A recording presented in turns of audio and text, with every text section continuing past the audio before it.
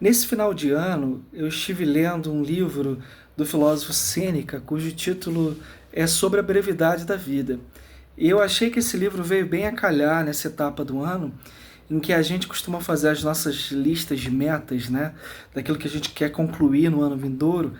E quando a gente chega ao final daquele ano, frequentemente a gente percebe que não deu tempo para concluir, né?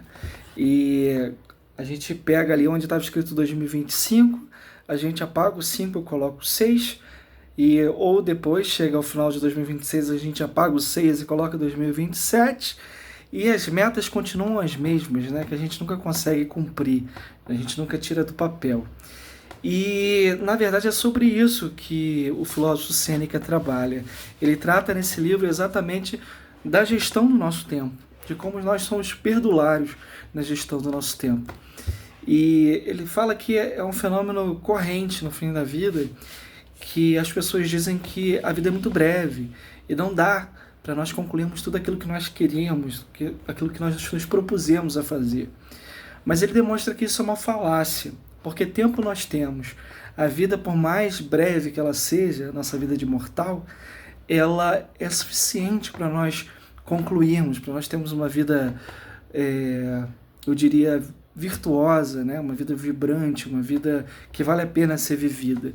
Mas nós gastamos o nosso tempo naquilo que não convém, naquilo que não nos traz um benefício direto. Somos perdulários. Quando alguém pede a você um dinheiro emprestado, você geralmente vai avaliar várias vezes, né? Vai pensar mais de uma vez se você tem aquele dinheiro disponível, né? Você vai fazer suas contas, enfim, para ao final dar uma resposta mais acertada se você pode ou não emprestar. Mas se alguém pede a você um pouco do seu tempo, você abre mão dele de bom grado, né? Você entrega esse seu tempo a alguém, perde esse tempo com alguém que não vale a pena, ou perde esse tempo numa atividade que nem te interessa, mas você não reflete, você não pensa no custo desse tempo. E na verdade o tempo é o nosso bem intangível, um bem que não volta, né? Talvez o nosso ativo mais precioso, talvez não, certamente o nosso ativo mais precioso. As riquezas, o dinheiro, hoje você tem uma sorte, ganha uma bolada, um negócio que dá certo, você ganha dinheiro. Amanhã vem uma crise, você perde o dinheiro, né? Mas pode depois recuperá-lo. Mas o tempo não, ele é contínuo, ele é um conta-gotas que vai se acabando. E quando ele findar, terminou. Não tem mais como recuperar. E esse é o grande problema. Ou nós enchemos a nossa vida de atividades vãs, que não fazem sentido para nós. Então nós nos envolvemos em vários tipos de atividades que roubam o nosso tempo, né? Para nos sentirmos bastante ocupados e para não sentirmos o tédio, né? Do nosso vazio, da nossa existência, da falta de propósito. Então a gente enche a nossa vida de várias atividades que não constrói a vida que nós desejaríamos viver, mas por mero desejo de não cair no tédio, né? No tédio da existência. Ou, por outro lado, nós nos entregamos a prazeres vãos, né? E gastamos o nosso tempo em entretenimento fútil, rolando o feed do celular, olhando os vídeos no Reels, enfim, no short do YouTube, ou gastando tempo maratonando séries e séries e séries infindáveis, com um grande apelo comercial, em coisas que nós não temos nem interesse. E a vida vai passando, a vida vai escorrendo pelos dedos como a água escorre pelas nossas mãos, e nós não conseguimos segurá-las, segurar essa água pelas nossas mãos. Assim também é a vida, ela escorre por entre os nossos dedos e vai embora.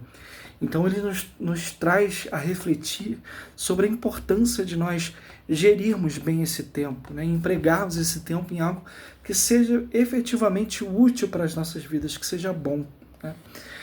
E ele fala do ócio, né?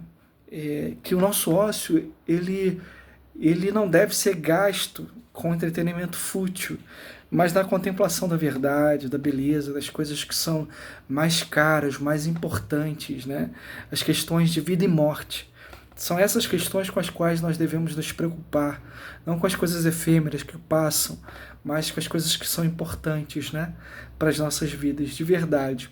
E se você é religioso, né, você é um vocacionado a contemplar as belezas da criação, a ver as impressões de Deus nas coisas criadas, a contemplar a beleza de Deus, a beleza da verdade, aquilo que Deus nos deixou, né? E você tem empregado o seu tempo, né? Já que é sua vocação gozar a Deus, você tem empregado o seu tempo, os seus esforços na oração, na leitura das Escrituras, na leitura de um devocional, de uma leitura espiritual, ou você tem gastado o seu tempo de maneira pouco virtuosa, naquilo que não convém. Então, a lição que Sêneca nos deixa nesse pequeno livro, mas um livro muito bom, um livro muito profundo, linguagem extremamente acessível, é essa, que nós devemos saber gerir bem o nosso tempo, porque ao chegarmos no final da nossa vida, nós corremos o risco de nos tornarmos aquela pessoa amarga, aquele velho amargo, que olha para trás e percebe que a vida não valeu a pena ser vivida, que não concretizou nada, que não construiu nenhuma obra, justamente porque gastou o seu tempo naquilo que não convém. Então que em 2026 a gente possa fazer assim, né? Fazer as nossas metas adequadas e gastar o nosso tempo exatamente nelas, naquilo que é bom. Não esquecendo que a vida não é feita apenas de trabalho, mas também do ócio contemplativo, do ócio bom, em que a gente contempla a beleza da natureza, a verdade, né, a justiça, aquilo que é bom, e não apenas o trabalho, e não apenas as necessidades diárias, mas devemos ter um tempo para nós. Gaste um tempo consigo mesmo, mas um tempo bem empregado. Essa é a lição que Sêneca deixa para nós nesse pequeno livro. Uma boa noite.